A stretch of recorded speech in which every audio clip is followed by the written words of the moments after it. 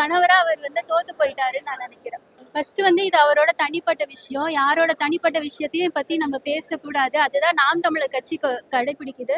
நாம் தமிழர் கட்சியில இருந்து யாருமே வந்து விஜய கொள்கை ரீதியா எதிர்க்கிறாங்களே தவிர அவரோட தனிப்பட்ட வாழ்க்கையை யாருமே பேசுறது கிடையாது. ஆனா இது விஜய் ரசிகர்கள் என்ன பண்றாங்கன்னா, அவரோட மனைவிய, அது வந்து அவங்க தலைவரோட மனைவி, அது இவ்வளோ வருஷமா கிட்டத்தட்ட எவ்வளோ எப்போ இருந்து ஒன்னா வாழ்றவங்கள அவங்கள பத்தி தப்பா பேசுறாங்க.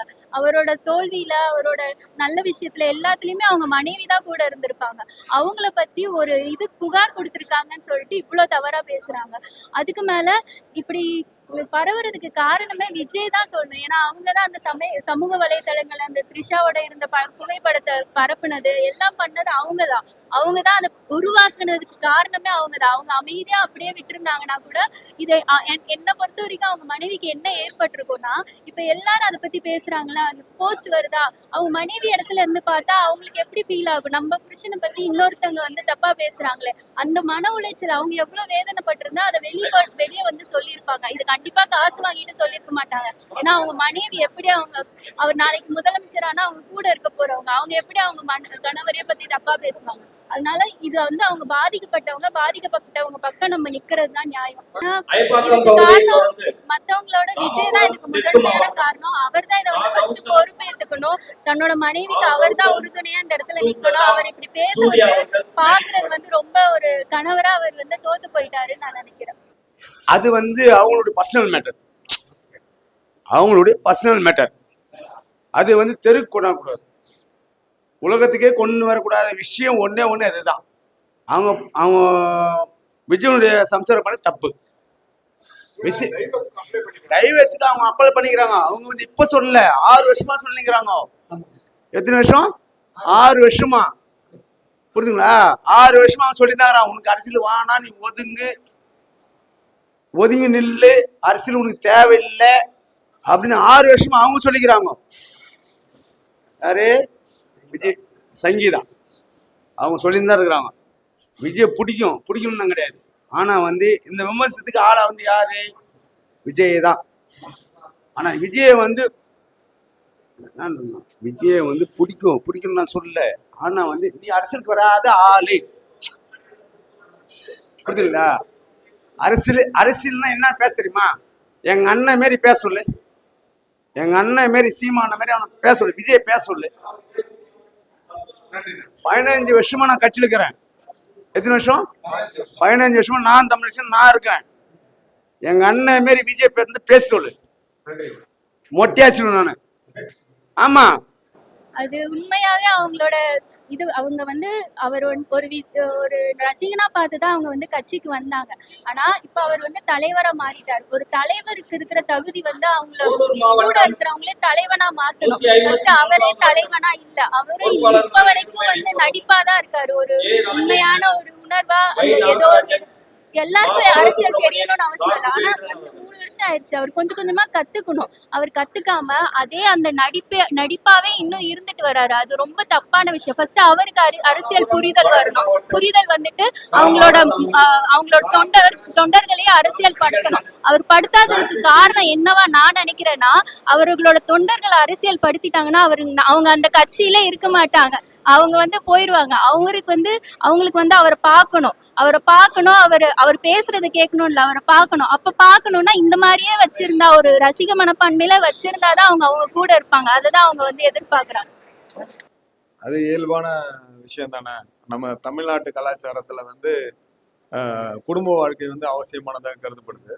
அதுல வந்து ஒரு தமிழ்நாட்டுக்கு தலைமையில வர ஒரு தலைவருக்கான லட்சணங்கள் பார்க்கும்போது அது கண்டிப்பா மக்கள் பார்வையில வந்து அது வந்து தவறுதலா தான் தெரியும்.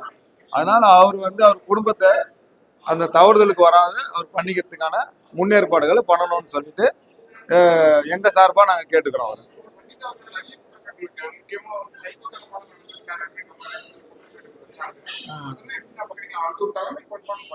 இல்ல, அது நம்மளுக்கு கரெக்டா அவங்களுடைய குடும்ப வாழ்வியல்ல என்னென்ன நடந்தது நம்மளுக்கு பொதுவெளியில தெரியாதுல்ல. ஏன்னா அவர் ரொம்ப பிரபலமான மனிதர். அவரு நம்ம பொதுவெளியில தெரியறதுக்கான வாய்ப்புகள் இல்லை. அதனால அது முழுமையா தெரியாம நான் எந்த கருத்தும் தெரிவிக்கிறது சரியாக இருக்காதுன்னு கருத்துறேன்.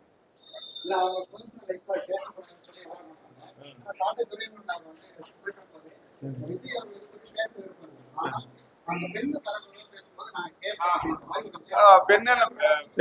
பெண்களை இழிவுபடுத்தி பேசும்போது கேட்கறதுக்கான இயல்பு இருக்குல்ல. அவங்க ரசிகர்கள் வந்து அவங்க சொந்த ஒய்ஃபா இருந்தா கூட விஜய் எடுத்து பேசும்போது இந்த மாதிரி அவங்களோட ஒய்ஃபா இருந்தாலும் அவங்க இந்த மாதிரி எதிர்த்து பேசுறது அந்த மாதிரி ரொம்ப இழிவா நடந்துக்கிறது இன்னும் அரசியல்படுத்தாமலே இருக்கு. 3 வருஷம் மேல ஆயிருக்காங்க. இல்ல அது வந்து நம்ம அவங்க குடும்ப விவகாரம் நம்மளுக்கு முழுமையா தெரியாம ஒரு கருத்து தெரிவிக்கிறது வந்து தவறான போக்கு உருவாக்கிடும்.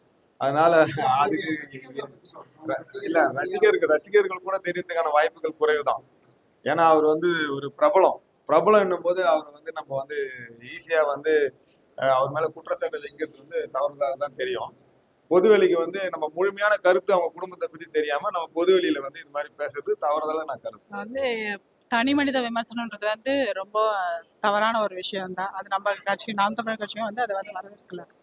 யாரா இருந்தாலுமே சரி அவங்களோட தனிப்பட்ட வாழ்க்கையை பத்தி விமர்சிக்கிறது மிகவும் தவறான ஒரு செயலா தான் எங்க கட்சியும் அப்படிதான்.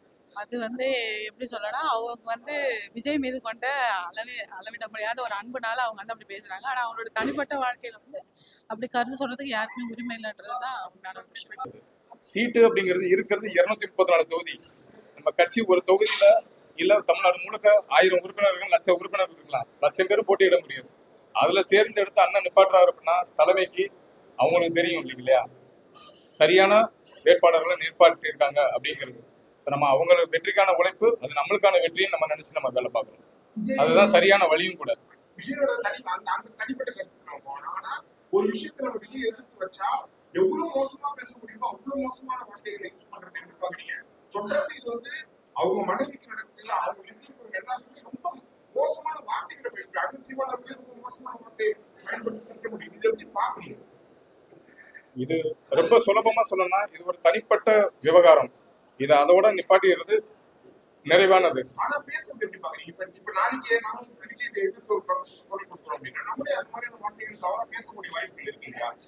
இந்த மாதிரியான இப்படி இருக்கிற இந்த விஜய் ரசிகர்கள் இந்த கருத்து இல்ல அவங்க இன்னும் பக்குவப்படலை அப்படிங்கிறத வெளிப்படையா காட்டிக்கிறாங்க. நான் சரியில்லைன்றது நானே சொல்றது, என் வாயில சொல்றது எப்படி இருக்கு, அதுதான் அவங்க பண்ற வேலைகள்.